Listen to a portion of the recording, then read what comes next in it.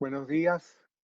En primer lugar, quiero agradecer la gentil invitación del profesor César Augusto Carballo Mena para compartir con ustedes algunas ideas acerca de la naturaleza jurídica de la Convención Colectiva de Trabajo.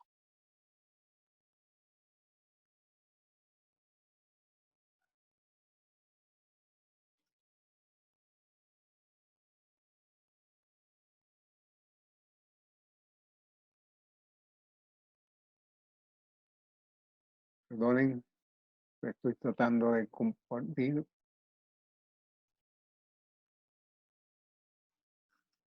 una diapositiva sobre el tema.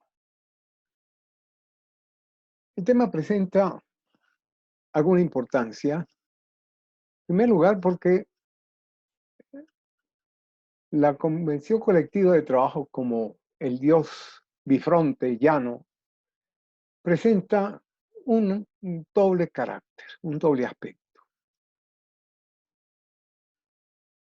Hay discusiones en la doctrina acerca de si es una norma o es un negocio jurídico. Por su origen, la convención colectiva es producto de la autonomía negocial, pero por sus efectos tiene un carácter evidentemente normativo, lo que llevó a Carneluti a expresar que la convención colectiva tenía cuerpo de contrato y alma de ley. El tema vuelve a tomar cierta importancia por una situación que plantean decisiones tanto de la Sala Constitucional como de la Sala de Casación Social del Tribunal Supremo de Justicia, donde se vuelve a plantear el dilema si la convención colectiva es un negocio jurídico o por el contrario es una ley. La Sala Constitucional primero y luego la Sala de Casación Social consideraron que la Convención Colectiva de Trabajo no requería de prueba alguna cuando se alegaba algún derecho fundamentado en la Convención Colectiva de Trabajo, porque la Convención Colectiva de Trabajo era derecho y el derecho, pues, no necesita ser probado. Ahora bien, ¿es la Convención Colectiva una norma, una ley, o por el contrario es un negocio jurídico? En primer lugar, la convención colectiva de trabajo es producto de la autonomía. La autonomía es el poder que tienen los individuos de autorregularse, de autocomponer sus intereses contradictorios. En el derecho del trabajo se distinguen dos tipos de autonomía, la autonomía individual y la autonomía colectiva. La autonomía individual es ese poder de autorregularse que tienen el trabajador y el empleador individualmente considerados en un contrato de trabajo de establecer las condiciones de trabajo, que en el campo del derecho del trabajo es bastante limitada debido al carácter de orden público que tienen las leyes de trabajo. Tanto que la autonomía colectiva es otra cosa, es el poder de autorregulación que tienen conferidos los grupos, comparten los grupos o sujetos colectivos de representación de intereses para regular las relaciones de producción y de trabajo y los intereses opuestos entre trabajadores y empleadores. Eso según en la concepción del profesor Palomeque. Bien, esa autonomía colectiva, según un sector de la doctrina, insisten en el carácter normativo, mientras que otros insisten en el carácter negocial. Incluso los que le pretenden atribuir un carácter absolutamente normativo llegan a decir que producen unas normas de derecho material, en tanto que otros, una posición un poco más moderada, dicen, bueno, que en realidad es un reconocimiento del Estado a esa actividad negocial, ¿verdad?, enmarcada dentro de las leyes de trabajo. Pues bien, esa autonomía colectiva va a regular intereses de tipo profesional. El interés profesional no es el interés del grupo, por ejemplo, de la organización sindical, sino el interés de una categoría profesional, considerada como los individuos que en un momento determinado ejercen una misma actividad profesional de acuerdo con el criterio del profesor Balsarini. Bueno, y producto de esa autonomía negocial es la convención colectiva de trabajo, que es un negocio jurídico. De acuerdo con la definición de negocio jurídico que da Emilio Betti, es un acto con el cual el individuo regula por sí los intereses propios de las relaciones de otros. Esto se aplica a los negocios jurídicos en general y también a la convención colectiva de trabajo. Y los negocios jurídicos requieren de una manifestación de voluntad consciente y de una intención negocial, o sea, la persecución de unos determinados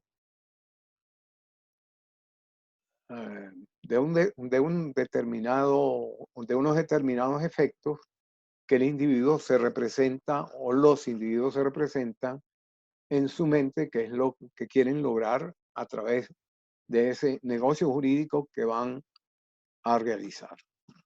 Pues bien, la convención colectiva de trabajo es un negocio jurídico un poco particular, es un negocio jurídico complejo,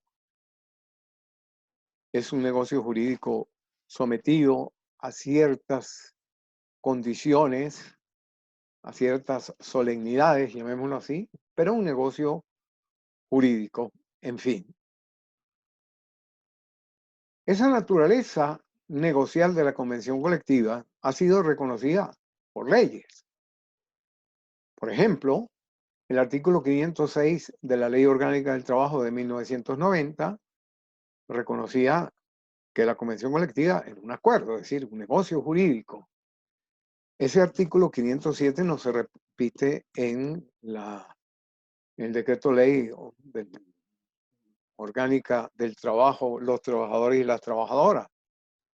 Sin embargo, a pesar de que no se da la definición que contenía la ley anterior, sin embargo, se mantiene ese criterio. Lo reconoce el artículo 386 de la Ley Federal Mexicana, como también la recomendación 91 de la Organización Internacional del Trabajo, el artículo 5 de la Ley del Trabajo de Bélgica, el Código de Trabajo de Panamá en su artículo 398, el Código de Trabajo francés en el artículo 132.2 y el artículo 82 del Estatuto de los Trabajadores de España, para nombrar solo algunos de estas legislaciones. Pero también la doctrina. La mayoría de la doctrina reconoce la naturaleza negocial de la convención colectiva. Así tenemos, por ejemplo, que entre los autores españoles no solamente está Palomeque, sino también Manuel Alonso Olea y Manuel Alonso García. Entre los nuestros, Rafael Alfonso Guzmán, que tiene una tesis sobre esto. Los doctores Hernández Álvarez y Napoleón Goizueta Herrera, la profesora Luisa Rivas Sanseverino de Italia, Michel Despax, Léon Kahn, Pellissier y Supiot de Francia, ¿verdad? De manera tal de que la mayor parte de la doctrina reconocen esa naturaleza negocial. Negocio jurídico, como dije antes, complejo, pero producto de la autonomía colectiva. Sabatier y Rivero refieren precisamente a esto, dice que la convención colectiva mezcla íntimamente la voluntad privada y el mandato de la autoridad en una síntesis que le da su originalidad. Y el principal problema, entonces, es dosificar esos dos elementos que se encuentran presentes en la convención colectiva de trabajo. Ahora bien, uno de los principales problemas que se plantea cuando se analiza la naturaleza negocial de la convención colectiva es que hay un principio en materia negocial, en materia de contratos sobre todo, que es el principio de la relatividad de los contratos. Los contratos solo tienen efecto entre las partes que lo han celebrado y ni dañan ni aprovechan a terceros. La celebre máxima res inter alios acta ne nocet ne prodes. Pero en la convención colectiva encontramos un obstáculo, digamos, a la naturaleza negocial de esta, porque la convención colectiva de trabajo se aplica a personas que no han intervenido en su formación. Sabemos que la convención colectiva por ley tiene un efecto normativo y tiene un efecto expansivo. Se le va a aplicar a trabajadores que no participaron en la negociación de la convención colectiva de trabajo. Se le va a aplicar, por ejemplo, a los que no estuvieron afiliados al sindicato que negoció, que presentó el proyecto y negoció la convención colectiva y lo va a administrar. Se le va a aplicar a aquellos trabajadores que ingresaron con posterioridad a la negociación y depósito de la convención colectiva de trabajo. Ahora, encontramos que eso no es extraño en otras convenciones civiles. Por ejemplo, Rafael Alfonso Guzmán se refiere a las convenciones celebradas, las capitulaciones matrimoniales celebradas entre un hombre y una mujer anteriores a posteriores al matrimonio. Si tienen por objeto constituir un régimen distinto del régimen prematrimonial, del régimen institucional, del organizado por la ley, son nulas. Como son nulas también las convenciones entre patrono y trabajador que pretendan quebrantar el orden que el legislador impuso en la empresa con ocasión de un contrato colectivo. O sea, convenciones de un trabajador y un empleador que pretendan desconocer la convención colectiva de trabajo celebrada y depositada. Además, estas capitulaciones matrimoniales sabemos que tienen efectos frente a terceros.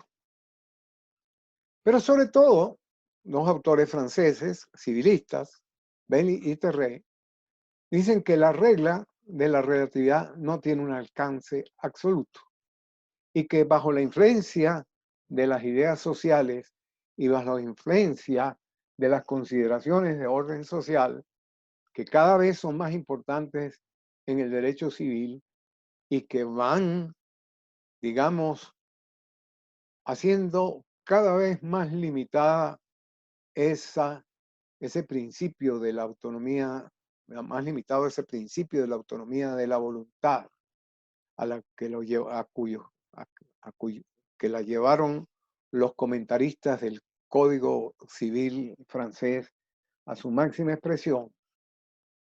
Y esas limitaciones, esas secciones cada vez son más importantes. Dicen Peter que la ley admite expresamente que la voluntad de los contratantes puede tener por fin y efecto la creación de derechos y obligaciones a cargo de terceros.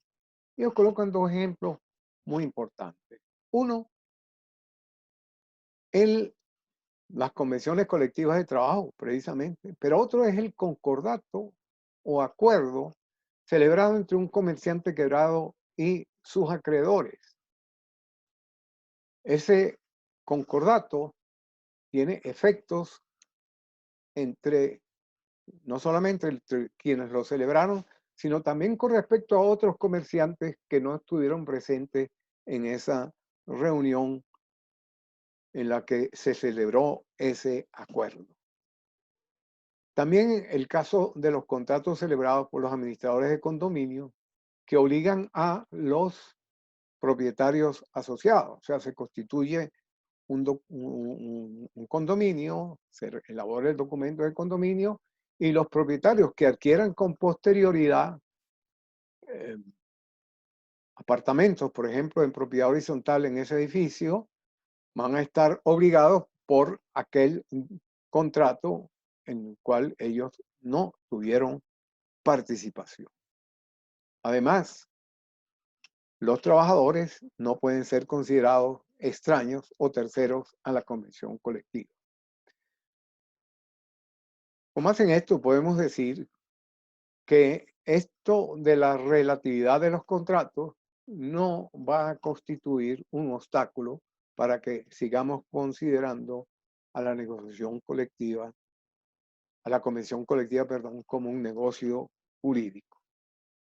Y si hacemos una comparación entre la ley y la convención colectiva, vamos a ver que hay grandes diferencias que no permiten que la convención colectiva sea asimilada a la ley. Por ejemplo, en cuanto a su origen, ¿cuál es el origen de la convención colectiva? La autonomía colectiva. El origen de la ley, la acción del poder legislativo. Y como la convención colectiva es producto de la autonomía colectiva, cuando vamos a clasificar las fuentes del derecho del trabajo, consideramos a la convención colectiva como una fuente autónoma, mientras que la ley es una fuente heterónoma, impuesta por un extraño a las partes, por un tercero, como es el poder legislativo. No hay ninguna clasificación en la doctrina que incluya la convención colectiva dentro de las fuentes heterónomas. Todo lo contrario. Todos aceptan, incluso los que le dan carácter normativo a la convención colectiva, que es una fuente autónoma. En cuanto al contenido, en la convención colectiva el contenido lo fijan las partes. Y la ley venezolana en esto mantiene una libertad muy amplia para que las partes fijen el contenido de las cláusulas que van a componer una convención colectiva. La única limitación es que no violen el orden público establecido por la ley. Mientras que el contenido de la ley solo interviene el poder público nacional, el poder legislativo, para establecer el contenido de la ley. Algunas legislaciones, como la francesa, por ejemplo, establecen un contenido mínimo de las convenciones colectivas de trabajo. Es decir, que las convenciones colectivas de trabajo siempre tienen que tener cierto tipo de cláusulas, pero son las partes las que determinan el contenido de esa cláusula. La ley se limita a decir que tienen que tener necesariamente tales y tales cláusulas, y son relativamente muy pocas. Mientras que la ley, el contenido, aquellos que van a ser sujetos de la ley no tienen ninguna intervención en la determinación del contenido de la ley. Una excepción, las llamadas leyes paccionadas o leyes pactadas, como fue el caso, por ejemplo, en el año 97 de la reforma de la Ley Orgánica del Trabajo de 1997, que previamente, o que fue precedida por el acuerdo tripartito sobre seguridad social integral y salario, ¿verdad? Se celebró unos meses antes, que después de que se llevó a ese acuerdo, a ese diálogo social, el Poder Legislativo legisló sobre la base del contenido del acuerdo. Esto no es exclusivo de Venezuela, o ha sucedido únicamente en Venezuela. Ha habido casos en Italia, en Francia, en los célebres acuerdos Scott italianos, los acuerdos de Grenelle en Francia, el pacto de la Moncloa en España, de manera tal de que esto son situaciones que se han dado en varias partes. En cuanto a la interpretación, hay maneras muy diferentes de interpretar la convención colectiva y la ley. La convención colectiva se interpreta como un contrato, o sea, atendiendo a la intención de las partes. Hay algunos que sostienen que la parte normativa hay que interpretarla como una ley y la parte obligacional se interpreta como un contrato. Esta tesis tiene el grave defecto de pretender dividir el contenido de la convención colectiva y aplicar reglas diferentes para una misma institución, que es la convención colectiva. Mientras que la ley se interpreta mediante los métodos de interpretación legal, se aplica la hermenéutica jurídica para interpretar la ley. Por eso, mientras las lagunas de la ley se llenan mediante la analogía, acudiendo a textos similares, cuando encontramos una laguna en la ley, pues acudimos a un texto más o menos similar para aplicar por analogía y llenar ese vacío legal. Eso no es posible en la Convención Colectiva de Trabajo. Si hay una laguna en la Convención Colectiva de Trabajo, usted no va a buscar otra convención colectiva para ver cómo lo resolvieron allá y aplicarlo a esa convención colectiva que es distinta. Obedece a situaciones totalmente distintas y particulares. La modificación. La ley solo se puede modificar mediante otra ley, por lo menos de acuerdo a la Constitución. No vamos a entrar en detalles de cómo a veces se modifica la ley sin respetar la Constitución, pero bueno. Mientras que la convención colectiva es posible que se modifique por voluntad de ambas partes, de los que intervinieron en la negociación de la convención colectiva de trabajo. Incluso se puede modificar a la baja, impellos, cuando se dan ciertas circunstancias. Y en épocas como la que vivimos, de una crisis hiperinflacionaria, no es extraño ver cómo se modifican a veces condiciones colectivas, porque las previsiones que se han hecho, sobre todo en materia salarial, han quedado verdaderamente desfasadas por la hiperinflación. De manera tal de que hay diferencias notables entre la ley y la convención colectiva que no permiten asimilar esta última a la ley. Ahora, aquí planteemos dos aspectos.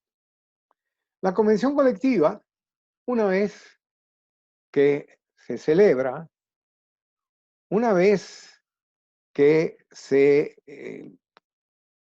llega a un acuerdo, hay que depositarla ante la Inspectoría del Trabajo y el inspector del trabajo tiene que homologar la convención colectiva.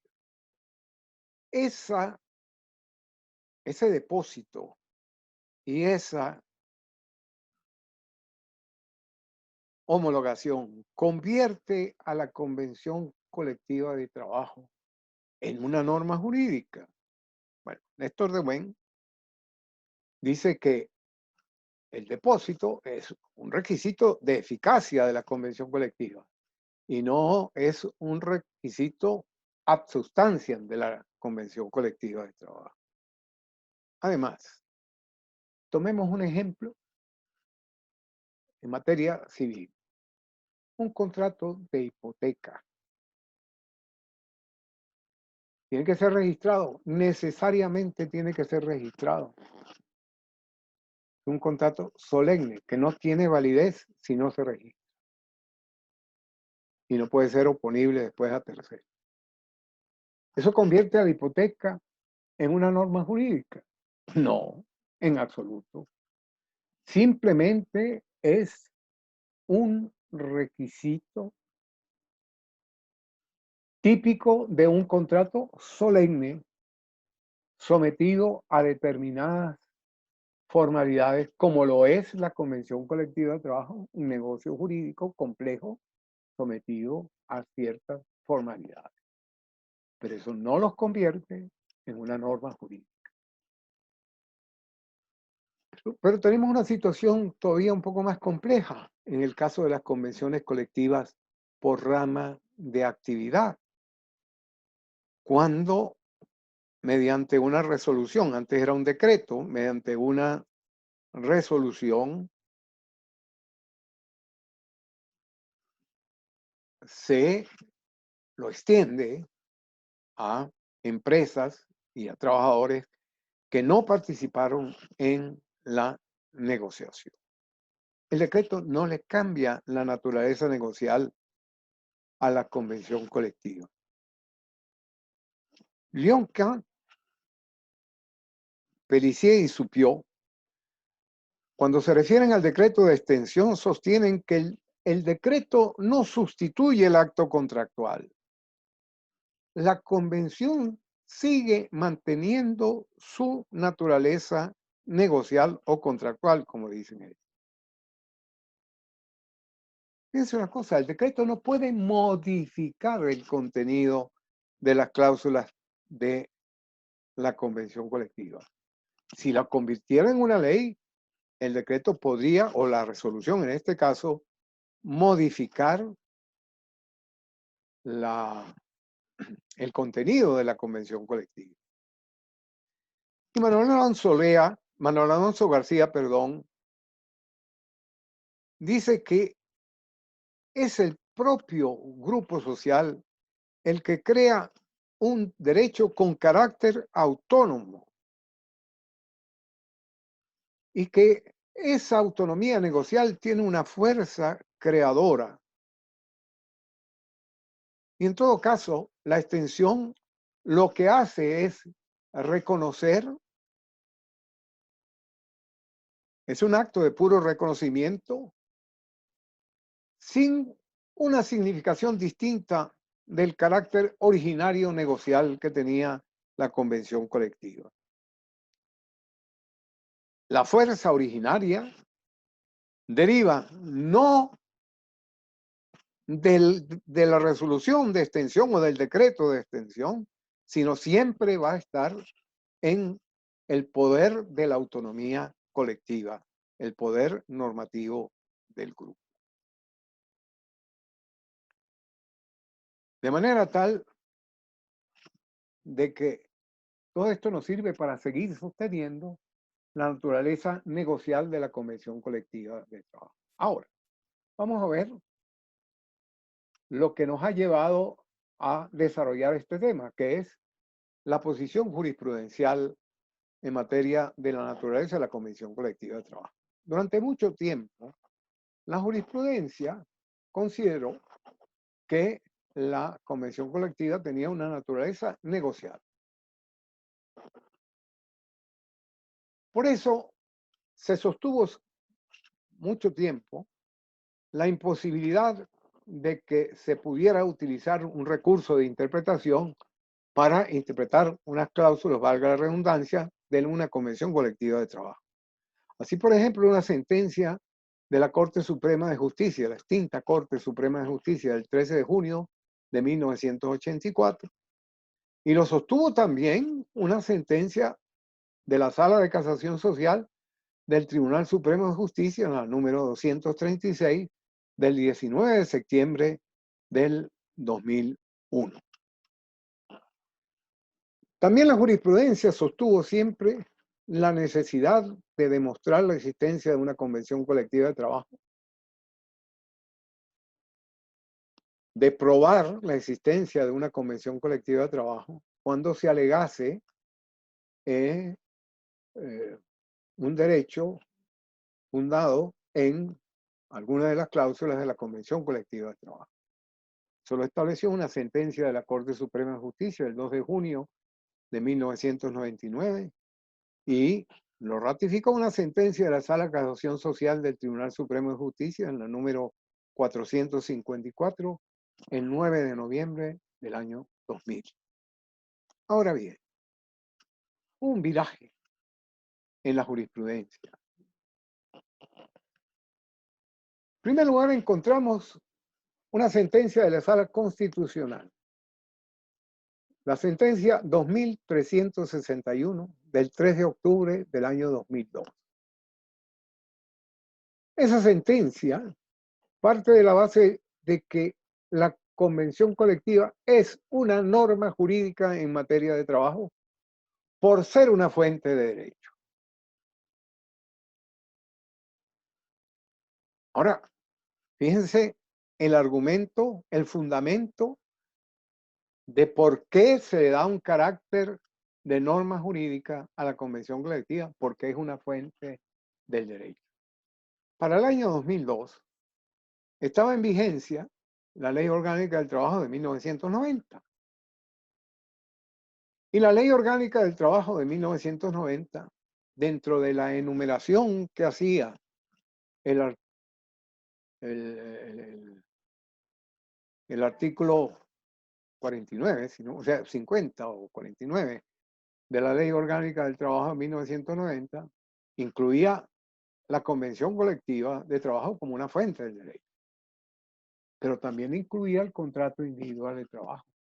Entonces, con ese mismo argumento, hubiéramos podido concluir que el contrato individual de trabajo era una norma jurídica porque era una fuente de derecho. De manera tal que el juez no estaba obligado solamente a conocer todas y cada una de las convenciones colectivas de trabajo existentes en el país, sino también todos y cada uno de los contratos individuales de trabajo existentes en el país. Absurdo. Absurdo. ¿Qué fue lo que trató de resolver esta sentencia? Quizá. Bueno, los que no solamente somos académicos, en el sentido que damos clase,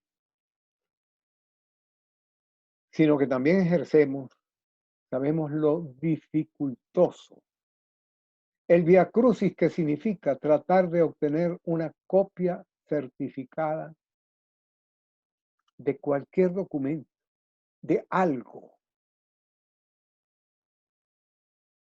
No solo en el Ministerio del Trabajo, en cualquier organismo de la administración pública.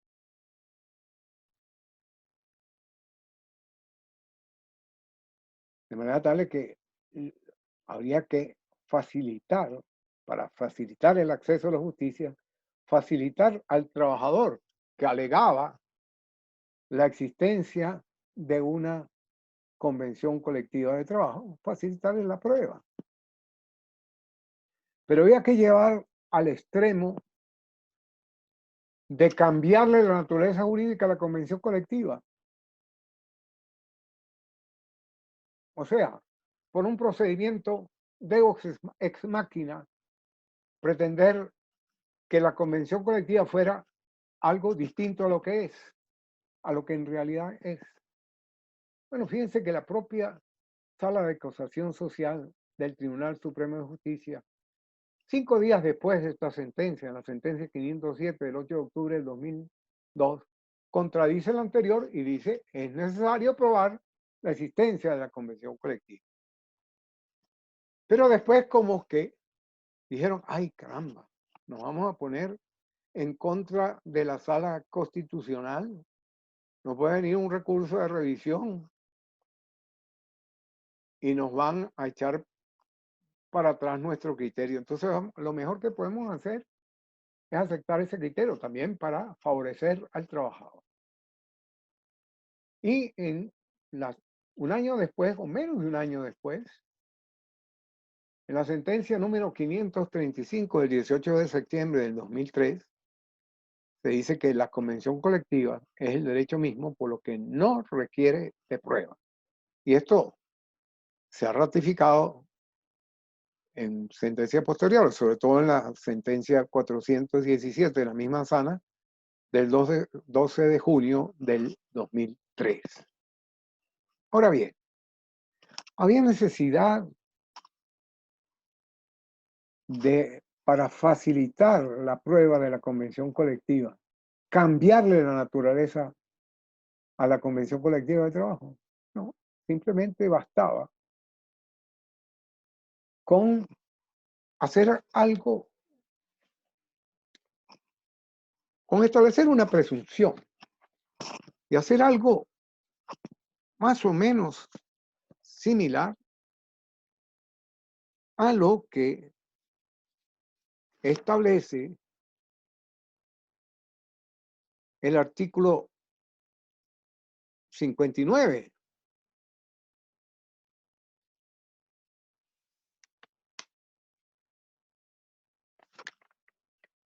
de la Ley Orgánica del Trabajo. Perdón, el artículo 58. De que cuando no existe un contrato de trabajo escrito, se presume que todo lo que diga el trabajador es cierto. Y si el patrono dice que no, pues tendrá que demostrar lo contrario, de que no es así. Bueno, algo similar se puede hacer para probar la existencia de una convención colectiva. Que el trabajador alegue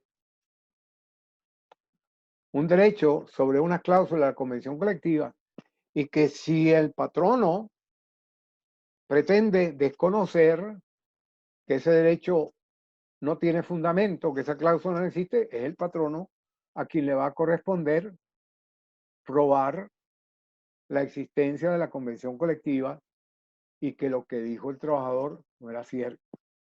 ¿Y esto por qué? Porque al patrono sí se le facilita. Cuando el patrono deposita la convención colectiva de trabajo, a él le dan un ejemplar, ¿verdad? Con todos los sellos y las certificaciones del Ministerio del Trabajo. De manera tal, un documento público, de manera tal que el patrono sí tiene en sus manos esa prueba. El trabajador no, porque el único ejemplar que le dan lo guarda el sindicato.